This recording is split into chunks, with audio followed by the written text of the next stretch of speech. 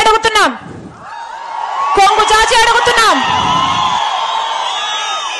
మీ ఆడబిడ్డలం అడుగుతున్నాం. రాజశేఖర రెడ్డి బిడ్డ అడుగుతుంది, వివేకానంద రెడ్డి బిడ్డ అడుగుతుంది.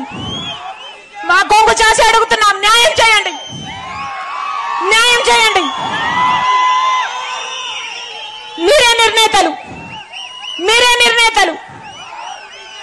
ఒకవైపు రాజశేఖర రెడ్డి బిడ్డ నిలబడింది, ఇంకోవైపు రాజశేఖర రెడ్డి గారి తమ్ముడిని వివేకానంద రెడ్డి గారి హత్య చేయించిన అవినాష్ రెడ్డి గారు ఇంకోవైపు నిలబడ్డారు. మీకు ఎంపీగా ఎవరు కావాలో, రాజశేఖర రెడ్డి బిడ్డ కావాలో, లేకపోతే హత్య చేసిన అవినాష్ రెడ్డి గారు కావాలో మీరు తెలుసుకోండి. ఒకవైపు న్యాయం ఉంది, ఇంకోవైపు అధికారం ఉంది. ఒకవైపు ధర్మం ఉంది, ఇంకోవైపు డబ్బు ఉంది. మీరు ఏ వైపు నిర్ణయించుకోవాల్సిన సమయం వచ్చింది. నేను రాజశేఖర రెడ్డి బిడ్డను, నేను రాజశేఖర రెడ్డి బిడ్డను. పులి కడుపున పులే పుడుతుంది.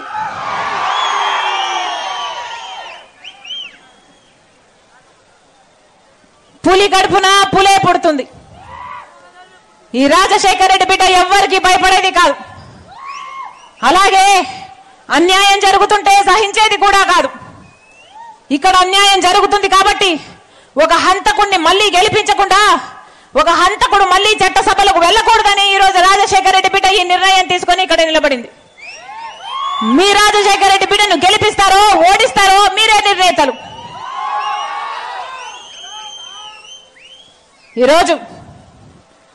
ఈ రోజుటికి 4 రోజులైంది కడప ఎంపీగా నేను నిలబడుతున్నాను అని. నేను కడప పార్లమెంటు స్థానంలో తిరగబట్టి 4 రోజులైంది.